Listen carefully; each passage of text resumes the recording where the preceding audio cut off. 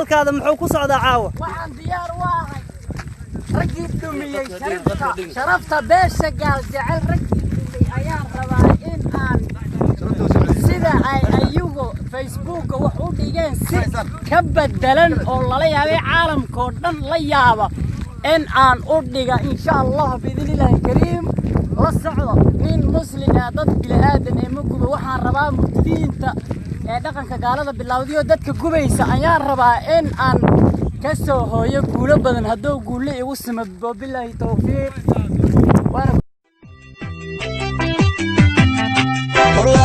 والله سيد الله عرتمو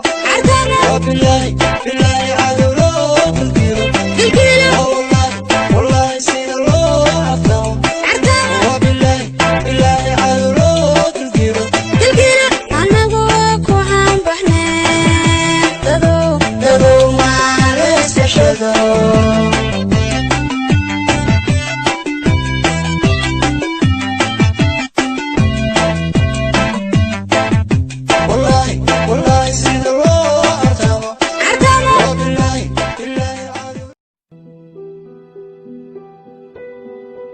si wax looga qabto xaaladaha dadkii dhibaatadu gaartay ee guryahooda looga gooyay qaar ka mid ah tuulooyinka degmada Wanlaweyn ayaa waxaa qasab noqotay in laga warqabo xaaladahooda guud iyo mid gaar ahaaneed halka dhibta ugu badan soo gaartay waa tuulada Siigoole Galooley iyo qaar kale oo tuulada Siigoole in ka badan 75 guri ayaa haween qudha lagu gooyay qoysas badanna ay waayeen meel ay ku hoydaan waxaa adkaatay in dhibtani ka kabsadaan sidaas darteed indhayntan uu kusima gudoomiyaha degmada Wanlaweyn ka sameeyay qaar ka mid ah tuulooyinkii dhibta xooggan soo gaartay ayaa dadka degan tuulooyinkii ku soo bandhigeen dhibaatada haysata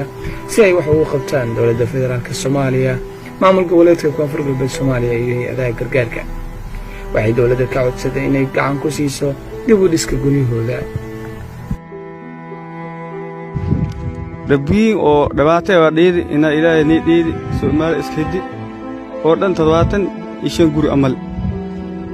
rafaatay intii ilaahay ni وبنوالي سيدي إلهي ونوالي هذا قرقارتي السألي نكسمي لهايتي دواتها سنيال قرقار نكسو بي لهاي لبكاس بيها جري ساسا جرت هذا إيش نقول سيقولي sidoo kale meelaha dhibta ugu badan soo gaartay ayaa waxa kamid ah tuulada Galooley oo guryo badan lagu gubay dadka degan tuuladaasi ayaa waxay sheegeen inay u baahan yihiin gargaar degdeg ah iyo in laga caawiyo dib u dhiska guryahooda sidoo kale ay u baahan yihiin sinsiiriyo maadaama kaneecadu zaid tahay xilli roobna lagu jiro tuulada Galooley aan joognaa bariga oo maarta la gubay daraad harmadadaan ka rabnaa oo la dhiso hadoo ilaahay yiraahdo dhibkaas meesha qabtay dabkaas oo ku dhacay hadaan dhex joognaa ما ينباهنا معنا أن إبكان سندارة إن نكرت وفوا هاينة أن بلد مكان مكان بناك كوين وغلاغان الدنيا سلبان بني ما يفوا هاينة هايت معنا دك النسيو ما هاي كون خواب كان قوي سلم أشر ولا ينباهني ما ينباهنا معنا علابتي كبرت والمي كل ما يفوا ولا كدسن معنا براكة تلونتي هذا من سجودان ما يفوا وجين كت أكو كسار الله هاينة هي ينباهنا إما ينباهنا تسير لا عم بعد ودن كي بدل معنا الماء خواب كأر وايد وكان تسير الله عنال ينباهني تكتن والنكشان الله ينباهني بربرك أنت كلي أرجع عيتان ونهاد سرورنا طول دام مردكن قالوا لي الحمد لله وحي ماته يو وحي دقن الدنيا وحي دقن الدنيا لو دقناي على متر غور متر وح مانت الحمد لله أو هذا لا يستمر وايه بلدكي أو قحنا بلدكي وأنا هاي واي واسون نقول باسكي أو الغرياش نلقوي عن خصوصا نقول الحمد لله waxaan u baahanahay hay'adaha samfalaha ee gargaar oo si degdeg ah inuu soo gaaraan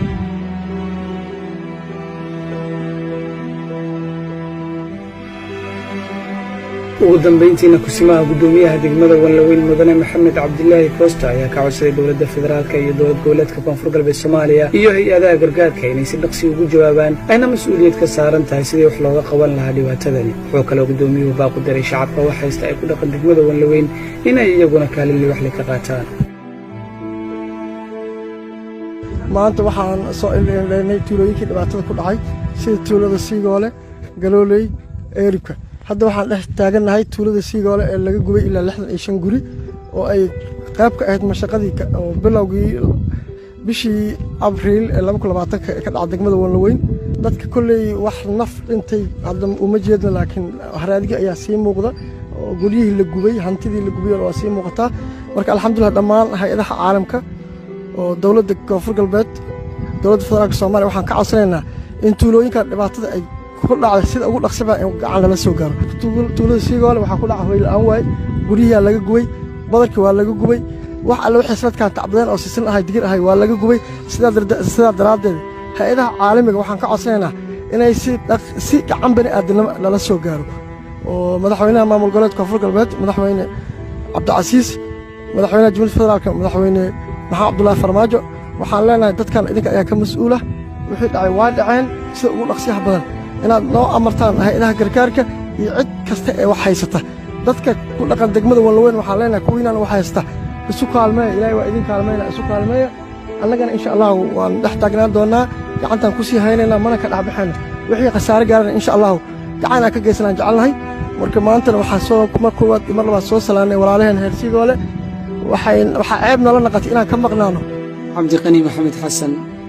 Wallaweyn